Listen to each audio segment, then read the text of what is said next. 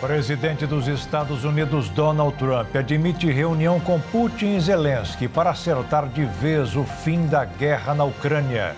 Brasil manda explicações aos Estados Unidos sob ameaça de receber novas punições por práticas comerciais. Ministro do STF, Alexandre de Moraes, diz que não vai recuar 1 milímetro no julgamento do ex-presidente Jair Bolsonaro. Ministro Flávio Dino determina que decisões de outros países não sejam aplicadas no Brasil antes de passar pelo Supremo. Fingir que faz parte de uma instituição financeira é um dos golpes mais frequentes hoje para enganar pessoas. Bombeiros de Portugal e Espanha redobram esforços para combater dezenas de incêndios que atingem os dois países. Barulho do trânsito, como discussões e o excesso de buzinas, aumenta a depressão e a ansiedade das pessoas.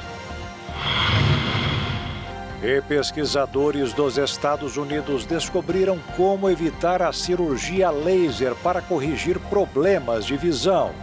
É agora no Jornal das 22.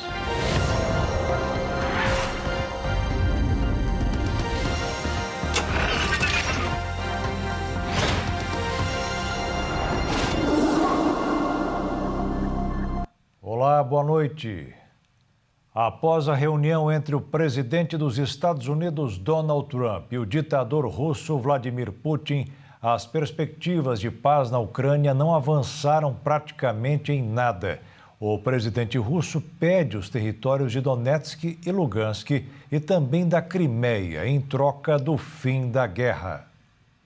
A reunião entre os presidentes dos Estados Unidos, Donald Trump, e o russo Vladimir Putin no Alasca não teve bom resultado. Vladimir Putin recusou a um cessar-fogo apesar da insistência e das ameaças de Trump, algumas declarações do norte-americano e, em certa medida, o próprio fato de Putin ter sido recebido com pompa e circunstância nos Estados Unidos dão sinais preocupantes do que pode estar por vir. No entanto, não só o cessar-fogo que Donald Trump via repetidamente pedindo foi recusado, como o presidente dos Estados Unidos ainda insinuou que concordava com a reivindicação russa sobre os territórios ucranianos atualmente em poder do presidente russo. Hoje, o presidente Donald Trump se encontrou com o presidente ucraniano Volodymyr Zelensky. Ele esperava realizar uma reunião trilateral com o líder russo Vladimir Putin, com o objetivo de acabar com a guerra entre a Ucrânia e Rússia. Esta é a terceira vez que os dois líderes se encontraram para tratar de um acordo de paz. A primeira vez foi no final de fevereiro, quando Volodymyr Zelensky, em meio às negociações para encerrar o conflito no país, quando o clima esquentou entre Donald Trump e Volodymyr Zelensky. Os dois líderes levantaram a voz durante o encontro e o vice-presidente americano JD Vance afirmou que Zelensky estava sendo desrespeitoso. Em determinado momento da conversa, Trump questionou a gratidão de Zelensky e afirmou que vai ser difícil negociar com a postura do ucraniano. O presidente dos Estados Unidos quer recuperar o dinheiro que o país gastou na guerra com a exploração de recursos minerais na Ucrânia. A segunda vez foi no Vaticano, com a morte do Papa Francisco. Antes da reunião de hoje, líderes europeus também chegaram à Casa Branca para as negociações sobre a paz com os presidentes da Ucrânia, Volodymyr Zelensky, e dos Estados Unidos, Donald Trump. Os governantes da União Europeia que participam em apoio à Ucrânia. O presidente dos Estados Unidos, Donald Trump, e o colega ucraniano Volodymyr Zelensky conversaram com a imprensa no Salão Oval da Casa Branca. Donald Trump destacou se sua reunião com Zelensky correr bem, ele espera realizar um encontro trilateral com o líder russo Vladimir Putin. Na conversa, Volodymyr Zelensky agradeceu a Trump por seus esforços para acabar com a guerra na Ucrânia. Muito obrigado. Acho que tivemos uma conversa muito boa com o presidente Trump. Foi realmente a melhor. Talvez a melhor ainda esteja por vir, mas foi muito boa. Falamos sobre pontos muito delicados. O primeiro é sobre garantias de segurança. E estamos muito felizes que todos os líderes estejam aqui e que a segurança da Ucrânia dependa dos Estados Unidos e de vocês.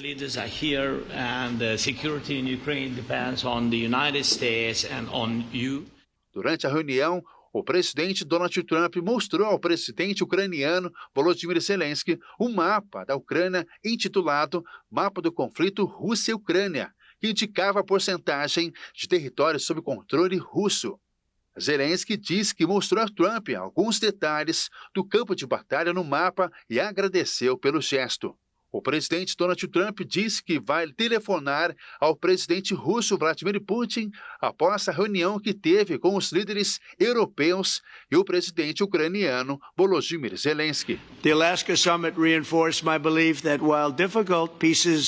A cúpula do Alasca reforçou minha convicção de que a paz está ao nosso alcance. O presidente Putin concordou que a Rússia aceita garantias de segurança para a Ucrânia. Vamos considerar isso na mesa de negociações, assim como quem fará o que, essencialmente. Estamos otimistas de que juntos podemos chegar a um acordo que impeça qualquer agressão futura contra a Ucrânia.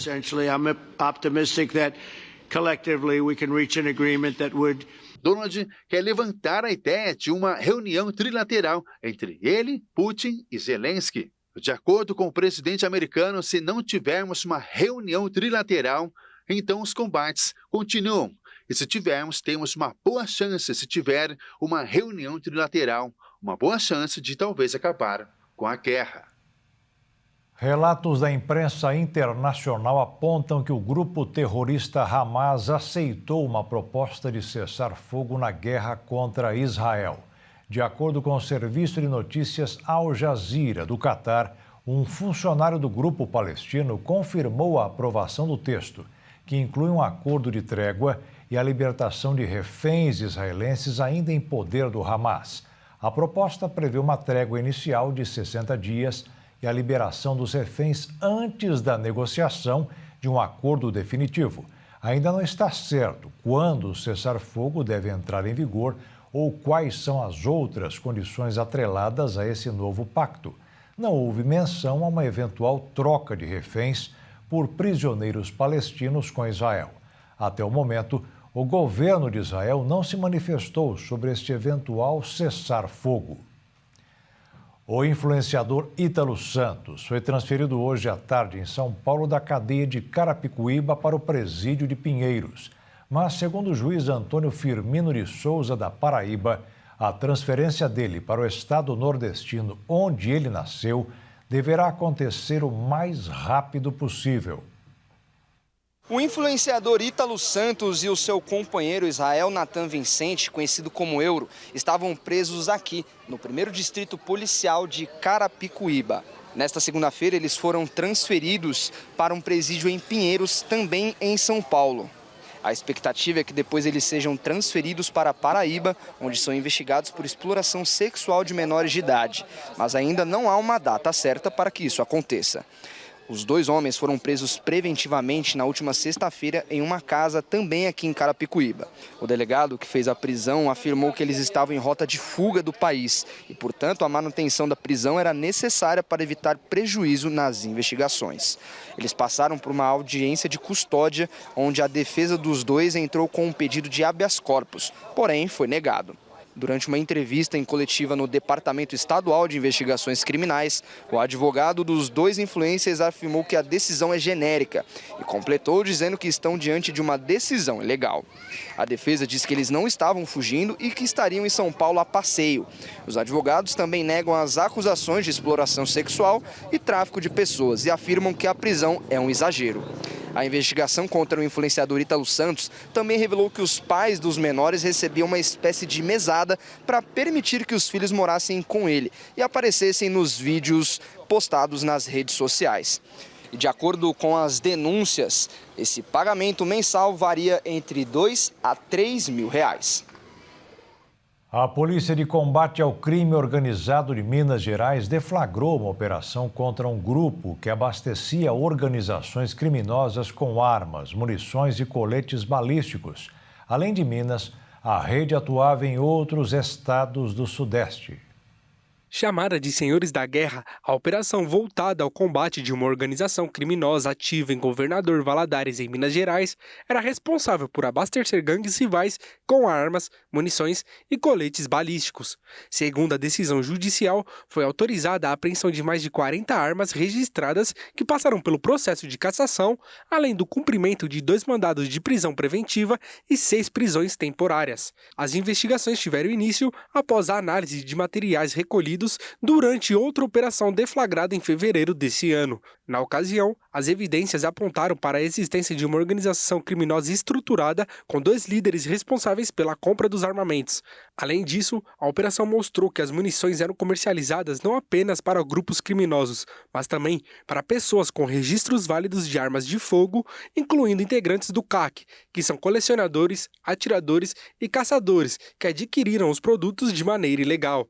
A FICO, Força Integrada de Combate ao Crime Organizado de Minas Gerais, ainda identificou a participação de um armeiro e instrutor de tiro da cidade que fazia a manutenção das armas e intermediava as transações ilegais.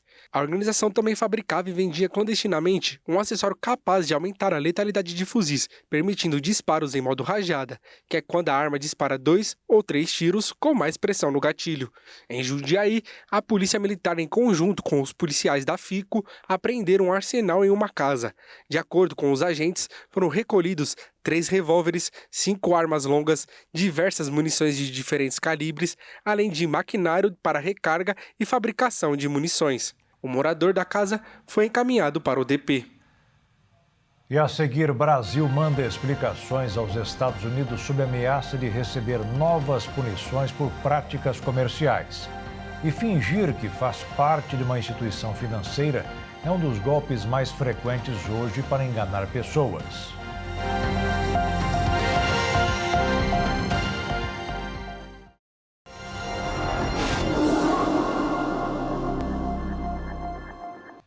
O Brasil está ameaçado de receber novas sanções dos Estados Unidos, não tão rápidas como a do tarifaço, mas abrangentes. O governo foi questionado e hoje enviou um questionário de respostas ao Departamento de Comércio dos Estados Unidos. O documento é resposta formal à investigação aberta por Washington contra supostas práticas comerciais desleais. A apuração foi instaurada com base na chamada Seção 301 da Lei de Comércio dos Estados Unidos, dispositivo de 1974 que autoriza o executivo americano a investigar condutas que prejudiquem suas empresas e, em caso de confirmação, aplicar sanções econômicas. No alvo das acusações estão temas variados: o funcionamento do PIX, a proteção da propriedade intelectual, casos de corrupção, barreiras contra o etanol e políticas brasileiras ligadas ao desmatamento. O relatório menciona ainda a Rua 25 de Março, tradicional centro de comércio popular em São Paulo. Segundo o vice-presidente e ministro do Desenvolvimento, Geraldo Alckmin, o Brasil pretende defender que o PIX não representa ameaça a empresas americanas do setor. A investigação ocorre em um momento de forte pressão nas relações bilaterais. Em julho, o governo de Donald Trump já havia determinado tarifas de 50% sobre produtos brasileiros e anunciado sanções ao ministro do Supremo Tribunal Federal, Alexandre de Moraes, dentro de uma escalada de retaliações. Pelo rito da Seção 301, o relatório brasileiro é apenas a primeira etapa. O procedimento prevê ainda consulta pública, audiência marcada para o dia 3 de setembro e prazo que pode se estender por até 12 meses antes da decisão final. Especialistas em comércio exterior explicam que, ao fim do processo, o Escritório de Comércio dos Estados Unidos pode recomendar medidas retaliatórias adicionais, desde tarifas e restrições a importações até suspensão de benefícios comerciais.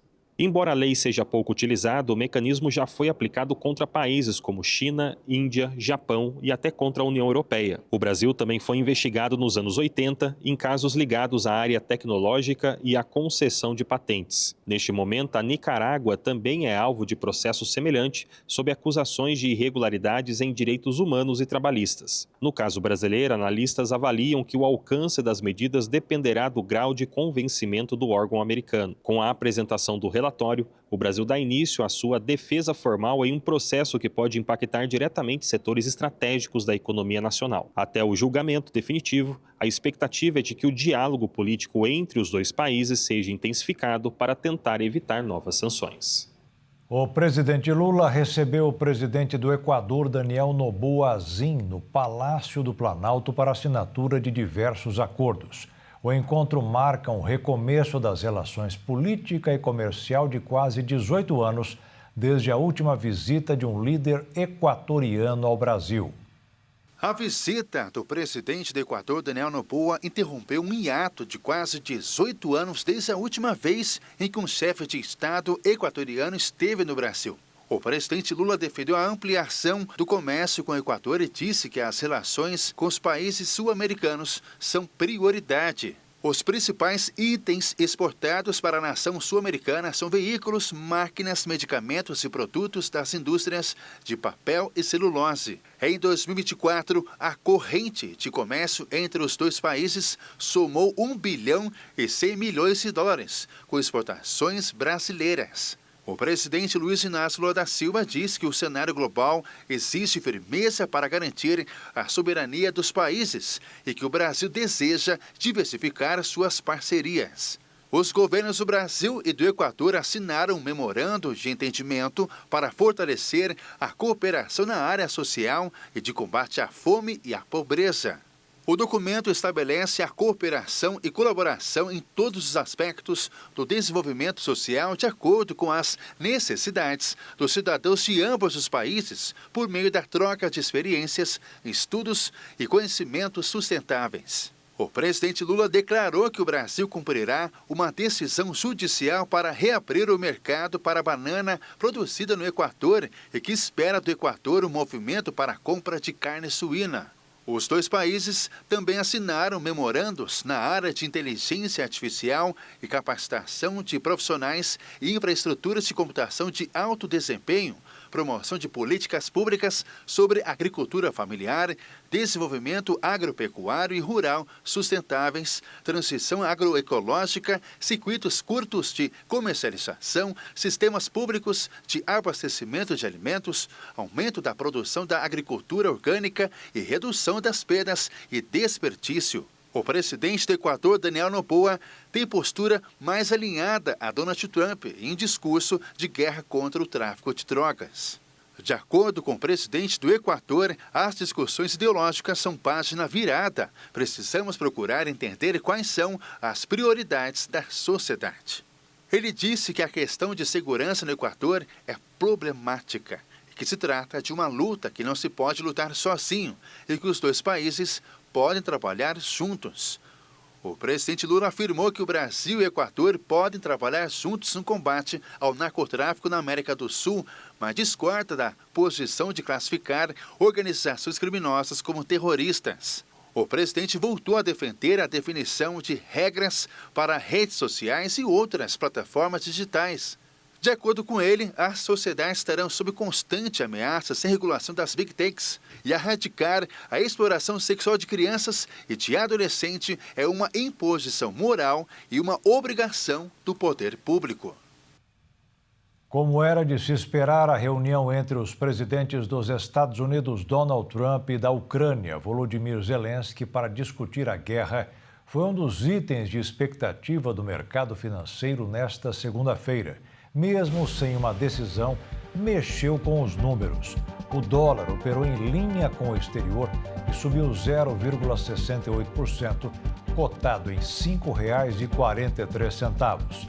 Na Bolsa de Valores, a alta foi de 0,72%, aos 137.322 pontos. Virou rotina o brasileiro receber o telefonema de uma pessoa que finge fazer parte de uma instituição financeira com direito ao logotipo da empresa e tudo mais. Eles estão sempre se atualizando. Falta fazer a nossa parte, que é pelo menos desconfiar da ligação.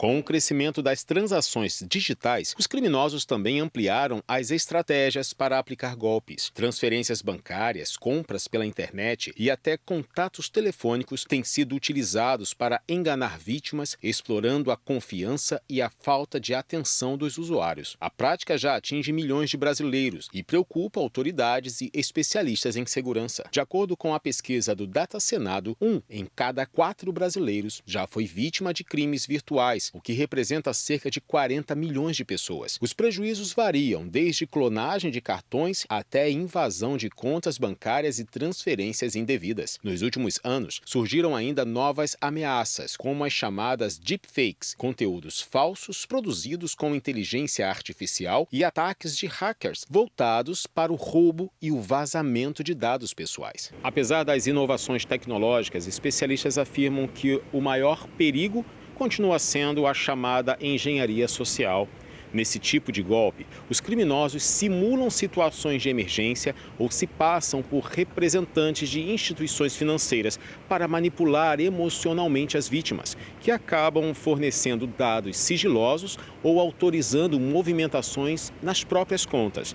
Como a ação parte do cliente, muitas vezes os sistemas de segurança dos bancos não conseguem detectar a fraude. A orientação é que os usuários redobrem a atenção e adotem uma postura preventiva. Ligações de bancos pedindo informações pessoais, senhas ou códigos devem ser vistas com desconfiança, já que instituições financeiras não fazem esse tipo de solicitação. Também é importante evitar clicar em links recebidos por mensagens ou e-mails de origem duvidosa, que muitas vezes servem de porta de entrada para a ação criminosa. Além disso, anúncios com preços muito abaixo do mercado, falsos leilões ou promessas de investimento rápido e garantido são iscas recorrentes, utilizadas por golpistas. A recomendação é sempre buscar canais oficiais de atendimento antes de tomar qualquer decisão. No Rio de Janeiro, traficantes roubaram 13 ônibus e formaram uma barricada após uma operação policial contra o crime em uma comunidade da Zona Norte. 4 suspeitos foram presos. Com o objetivo de diminuir a criminalidade no Morro do Dendê e nas proximidades da comunidade que são dominadas por uma facção criminosa, a Polícia Militar do Rio de Janeiro deflagrou uma operação na zona norte do estado. Em reação, criminosos roubaram 13 ônibus para usar de barricada, bloqueando vias próximas do Dendê. Um dos ônibus foi incendiado, além de caçambas de lixos. No entorno da comunidade, 6 pessoas foram detidas e a PM afirmou que elas estavam com paus e pedras. A suspeita é que iriam atacar outros ônibus na Ilha do Governador. Um dos motoristas do transporte público disse que, ao ser abordado, os criminosos ordenaram que ele atravessasse e bloqueasse parte da via, impossibilitando o trânsito, e pegaram a chave que estava com ele. De acordo com os agentes, eles afirmaram que já no começo da ação, uma granada foi jogada, mas ninguém se feriu. Além disso, os moradores relataram que o confronto entre bandidos e a polícia foi intenso. Além dos 6 suspeitos, a operação resultou na prisão de 4 homens e na apreensão de fuzis. Em nota, o Sindicato de Empresas de Ônibus fez um apelo às autoridades de segurança pública, ressaltando a necessidade de se tomar medidas para que trabalhadores e demais pessoas possam viver em paz. E a seguir, ministro do STF, Alexandre de Moraes, diz que não vai recuar 1 milímetro no julgamento do ex-presidente Jair Bolsonaro. E bombeiros de Portugal e Espanha redobram esforços para combater dezenas de incêndios que atingem os 2 países.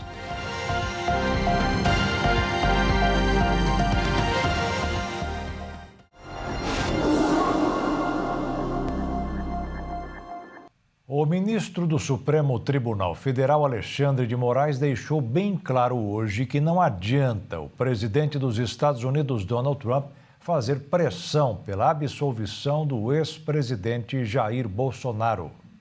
O ministro Alexandre de Moraes afirmou em entrevista publicada pelo jornal norte-americano Washington Post que não existe possibilidade de recuar em suas decisões envolvendo o ex-presidente Jair Bolsonaro.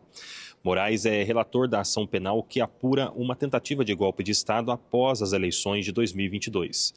Ao jornal, o ministro declarou que a justiça brasileira seguirá os ritos legais e que, segundo Moraes, quem tiver de ser condenado será condenado e quem tiver de ser absolvido será absolvido. O magistrado afirmou ainda que não se deixe intimidar pelas pressões externas, mesmo depois de ter sido alvo de sanções dos Estados Unidos com a base na Lei Magnitsky. Na entrevista, Moraes fez um paralelo entre a realidade brasileira e a realidade norte-americana. Ele afirmou que enquanto os Estados Unidos nunca enfrentaram um golpe de Estado, o Brasil viveu períodos de ditadura sucessivas e também tentativas de ruptura democrática, o que teria dado ao país anticorpos para resistir a novas ameaças. De acordo com o ministro, já foram ouvidas 179 testemunhas no processo, o que reforçaria a legalidade das investigações. Questionado sobre a concentração de poder em suas decisões, ele destacou que mais de 700 ordens proferidas foram revisadas por seus colegas de corte e nenhuma delas foi derrubada.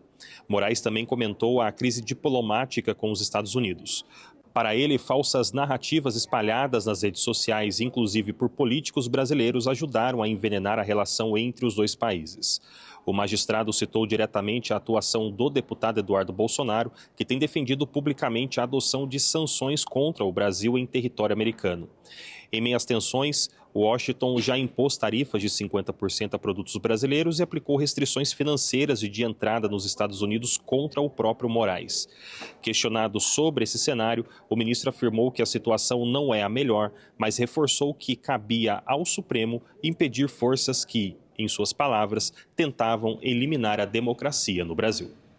E o ministro Flávio Dino decidiu que leis ou decisões judiciais de outros países não têm efeitos no Brasil. Além disso, ele permitiu que o ministro Alexandre de Moraes recorra ao próprio STF para se livrar das sanções com base na Lei Magnitsky.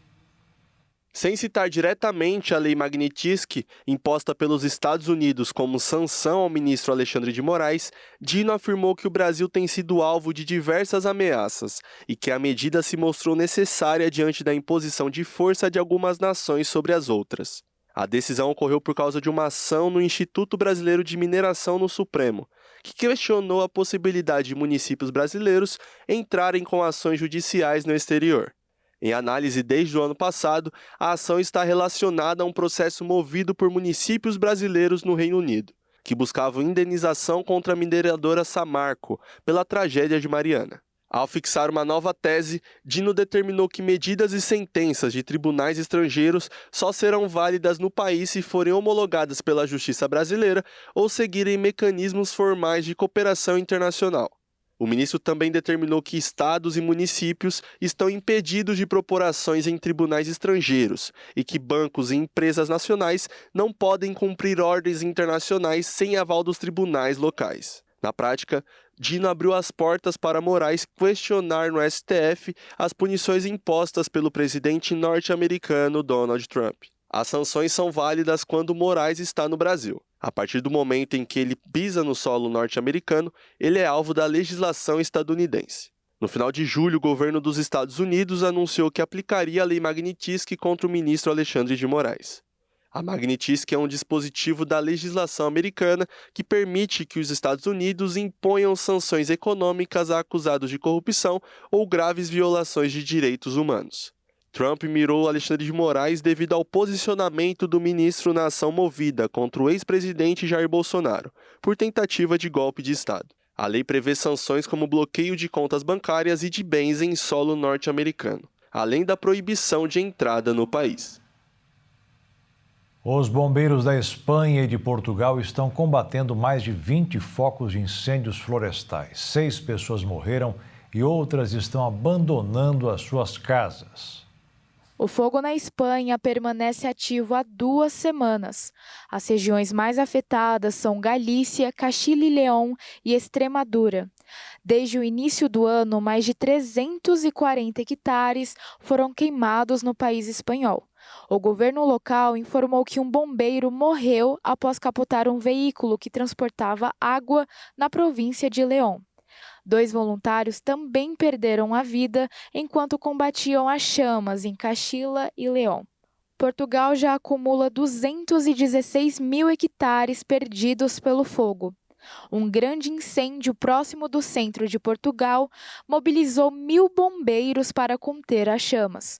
A onda de calor extremo, a falta de chuvas e a baixa umidade do ar contribuíram para o aumento do fogo. E os ventos fortes espalham as chamas rapidamente, dificultando o trabalho dos bombeiros. A Espanha recebeu reforços aéreos da França, Itália, Eslováquia e Países Baixos. Para Portugal, foram deslocados socorristas da Suécia e Marrocos. Além do apoio internacional, os países estão mobilizando equipes de bombeiros e militares locais. Os incêndios causam vários impactos na população. As pessoas abandonam as suas casas temporariamente. A fumaça pode causar problemas respiratórios, especialmente em crianças e idosos. Sem contar que os incêndios florestais provocam consequências a longo prazo aos ecossistemas atingidos. A ativista ambiental Greta Thunberg e mais 200 pessoas bloquearam uma das principais refinarias de petróleo da Noruega nesta segunda-feira. O grupo pede o encerramento das atividades da petrolífera e que o país encerre todas as atividades no setor de petróleo. Os ativistas anunciaram que pretendem continuar o movimento durante toda a semana na Noruega, por meio de uma série de manifestações. A refinaria de Mongstad pertence à gigante petrolífera Equinor, controlada pelo Estado norueguês. Oslo argumenta que o setor é fonte de empregos e conhecimento técnico, além de destacar a importância de garantir um fornecimento estável de energia para a Europa. A Equinor anunciou que pretende manter até 2035 uma produção estável de petróleo de 1.200.000 barris por dia, e uma produção anual de gás de 40 bilhões de metros cúbicos. Os ativistas exigem que os líderes noruegueses apresentem um plano de saída do petróleo e do gás. A Noruega é criticada com frequência pelo seu setor petrolífero e de gás, e é considerado o maior produtor europeu dessas matérias-primas. No ano passado, a ONG Fundo Mundial para a Natureza anunciou que acionaria o Estado norueguês por liberar a mineração submarina sem realizar estudos de impacto ambiental, conforme exige a legislação. A medida foi tomada após o parlamento autorizar, no início do ano, a prospecção de minerais no fundo do mar. Segundo a WWF, os estudos feitos pelo Ministério da Energia são insuficientes e ignoram alertas da comunidade científica. A própria Agência de Proteção Ambiental norueguesa apontou falta de conhecimento técnico e ambiental sobre os impactos da atividade. A Noruega concedeu suas primeiras licenças de exploração de petróleo e gás em 2025, mas o cronograma de atribuição não foi definido. Foram oferecidos 76 blocos de exploração, sendo 68 no Mar de Barents e 8 no Mar da Noruega. Imagens de satélite confirmaram um ciclo anual de derretimento de gelo mais acentuado do que habitual. Além do encolhimento da camada de gelo, pesquisadores chamaram a atenção para uma rápida expansão da vegetação, revelando transformações importantes no continente gelado. A diminuição da extensão do gelo marinho tem chamado a atenção da comunidade científica, porque afeta não apenas o continente antártico, mas também o clima global. Quando há menos gelo refletindo a luz solar, mais calor é absorvido pela Terra. Esse fenômeno pode acelerar o aquecimento do planeta, perdendo-se um importante regulador térmico natural. Mudanças como essas tornaram a Antártida um dos principais símbolos do impacto do aquecimento global em 2025. E a seguir, pesquisadores dos Estados Unidos descobriram como evitar a cirurgia laser para corrigir problemas de visão. E o barulho do trânsito, como discussões e o excesso de buzinas, aumenta a depressão e a ansiedade das pessoas.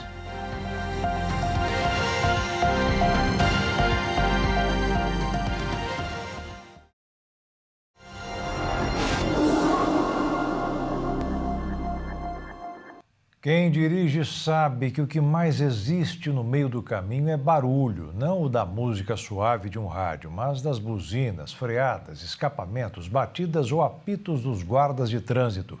O resultado de tudo isso é aumento dos casos de ansiedade e depressão. A pesquisa realizada na Finlândia revelou que a exposição constante ao barulho do trânsito pode estar diretamente ligada ao aumento de casos de depressão e ansiedade entre crianças, adolescentes e jovens adultos. O estudo indica que níveis de ruído superiores a 53 decibéis, acima do limite considerado seguro pela Organização Mundial da Saúde, representam um risco significativo para a saúde mental dessa faixa etária. Os cientistas analisaram informações de saúde de mais de 100 mil pessoas, acompanhadas ao longo de 10 anos, desde os 8 até os 21 anos de idade, para calcular a exposição ao ruído. Foram avaliados os níveis médios anuais de barulho do tráfego rodoviário e ferroviário nos endereços residenciais, cruzando esses dados com diagnósticos médicos de depressão e ansiedade. Os resultados mostraram que o risco de ansiedade é menor quando o barulho se mantém próximo a 45 decibéis, mas cresce de forma considerável após ultrapassar 53 decibéis. A pesquisa também destacou que esse impacto ocorre mesmo quando os jovens dormem em ambientes mais silenciosos da casa e que a associação entre ruído e transtornos mentais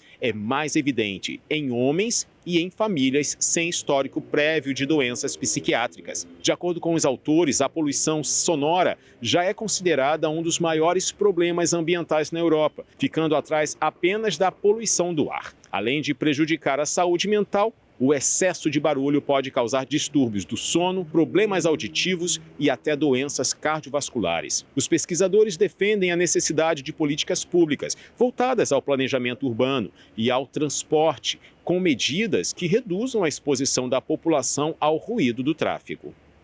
Nunca tantos brasileiros com mais de 60 anos buscaram uma vaga no mercado de trabalho. Em 2012, eram pouco mais de 5 milhões de ocupados. No ano passado, o número saltou para quase 9 milhões.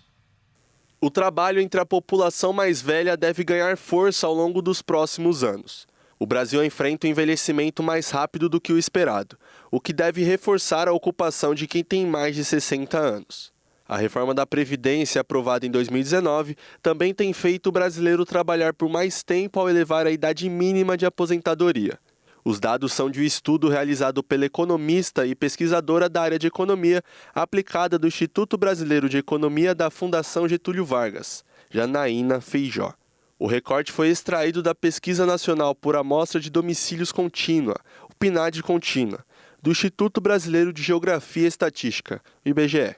O custo de vida aumentou para essa faixa etária que vem sendo chamada como geração 60+, ou geração prateada. Por exemplo, o plano de saúde é mais caro para esse grupo. Além disso, muitos fazem uso de medicamentos de forma contínua. Para a maior parte, a aposentadoria não é suficiente e é preciso complementar a renda. Janaína constatou que o avanço dessa geração expôs dois movimentos estruturais: o aumento da expectativa de vida e o impacto do custo de vida elevado, especialmente nas grandes cidades.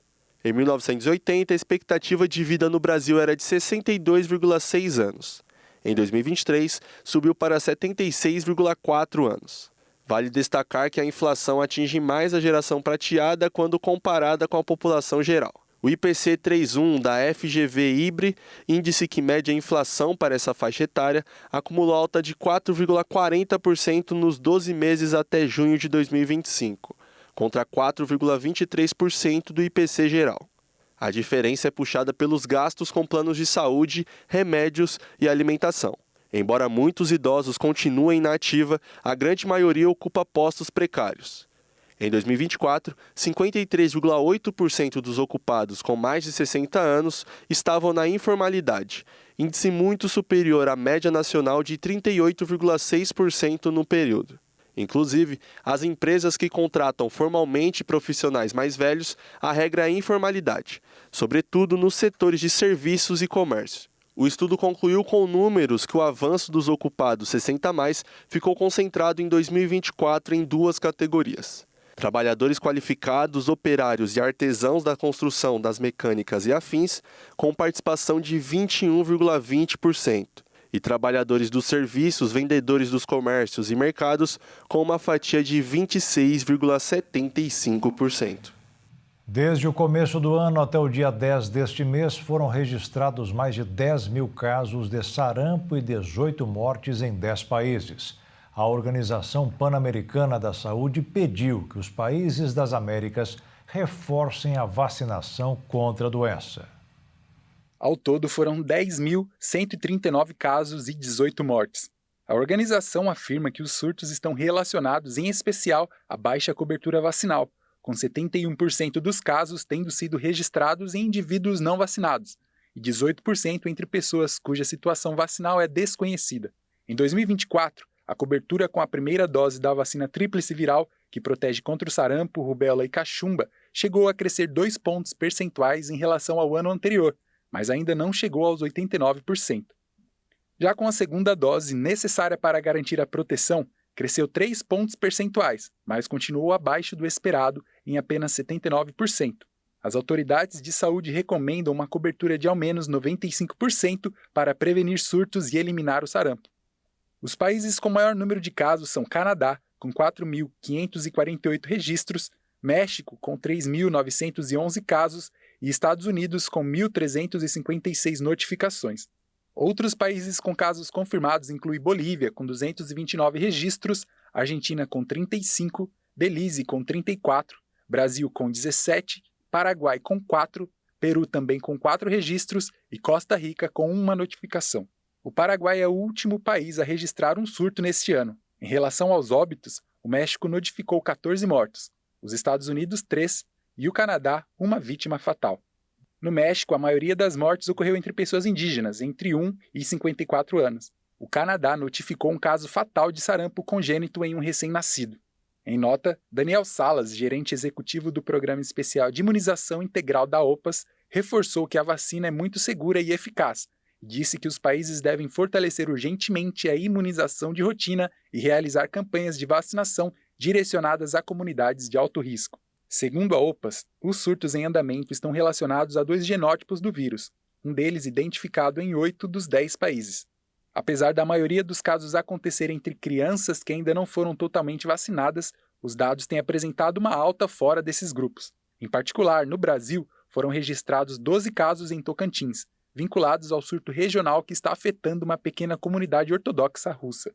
A organização enfatizou que está auxiliando os países com envio de especialistas, monitoramento do risco de importação de casos, fortalecimento dos sistemas de vigilância e ações para combater a desinformação e reduzir a hesitação vacinal. A OPAS tem aconselhado os turistas a se certificarem se estão devidamente vacinados, especialmente ao terem como destino países com surtos ativos. O principal objetivo é interromper os surtos a tempo para que as Américas não percam o certificado de livre do sarampo endêmico, conquistado pela primeira vez em 2016 e recuperado após o Brasil e a Venezuela eliminarem novamente a doença nos últimos 2 anos.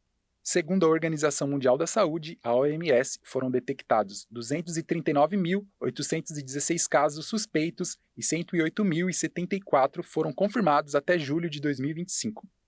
A região do Mediterrâneo Oriental respondeu pela maior proporção, com 35% das notificações, seguida pela África, com 21%, e a Europa, também com 21%. Cientistas dos Estados Unidos criaram um método para corrigir problemas de visão sem usar o laser. A alternativa encontrada por eles foram lentes de contato de platina, que fornecem um modelo para a forma corrigida da córnea e assim conseguem fazer com que seja remodelada. As córneas humanas são estruturas transparentes em forma de cúpula, localizadas na parte frontal do olho, que desviam a luz do ambiente e a concentram na retina, de onde é enviada ao cérebro e interpretada como imagem. Quando a córnea está deformada, ela não consegue focalizar a luz corretamente, resultando em uma imagem borrada. Dessa forma, na cirurgia LASIK, lasers especializados remodelam a córnea para que ela volte ao seu estado normal. Já a lente de platina atua como um eletrodo para gerar uma mudança precisa de pH, quando os pesquisadores aplicavam uma pequena tensão elétrica à lente. Ao alterar o pH, o tecido é afrouxado e se torna uma forma maleável. Quando o pH original é restaurado, o tecido é fixado na nova forma. No experimento com a lente de platina, após cerca de 1 minuto, a curvatura da córnea se ajustou à forma da lente, aproximadamente o mesmo tempo que a LASIK leva, mas com menos etapas, equipamentos mais baratos e sem cortes. A cidade de São Paulo lidera um ranking nacional de mudança de nome. Foram quase 7.000 alterações nos registros desde 2022, quando passou a valer a nova lei que permite que qualquer pessoa maior de 18 anos troque o nome sem precisar recorrer à justiça. O levantamento da Associação Nacional dos Registradores de Pessoas Naturais do Estado de São Paulo aponta que foram registradas 6.950 mudanças de prenome no período, o que representa uma média de 2.300 alterações por ano. A alteração foi possível devido à Lei Federal número 14.382/22, sancionada no mês de julho de 2022, que permite a qualquer pessoa maior de 18 anos trocar o nome, sem precisar apresentar alguma justificativa ou recorrer à justiça. Para isso, basta comparecer a um cartório de registro civil com RG e CPF e seguir os critérios previstos em lei. O estado de São Paulo lidera o ranking nacional com 6.950 mudanças de nome desde 2022, seguido por Minas Gerais com 3.308 mudanças, Bahia com 2.787, Paraná com 2.675 e Pernambuco com 1.503 alterações. Os estados de Roraima com 37, Amapá 79 e Acre 11 registraram os menores números. O número de alterações realizadas desde a nova lei mostra o quanto os cartórios estão mais próximos das pessoas e de suas escolhas. O nome é parte essencial da identidade e garantir o direito de alterá-lo de forma simples e segura é uma conquista para a cidadania. Além de permitir a troca do prenome, a lei também flexibilizou alterações de sobrenome. Agora é possível incluir sobrenomes familiares a qualquer tempo, acrescentar ou retirar sobrenomes em razão de casamento ou divórcio, ou adequar o registro em função de mudança no nome dos pais. O procedimento é padronizado nacionalmente e tem custo tabelado por lei em cada estado. Após a alteração, o cartório comunica automaticamente a mudança a órgãos como Receita Federal, Justiça Eleitoral e Polícia Federal. Caso a pessoa se arrependa, a reversão só pode ser feita por decisão judicial. Outra inovação da lei foi permitir a mudança de nome de recém-nascidos até 15 dias após o registro, quando não há consenso entre os pais no momento do parto.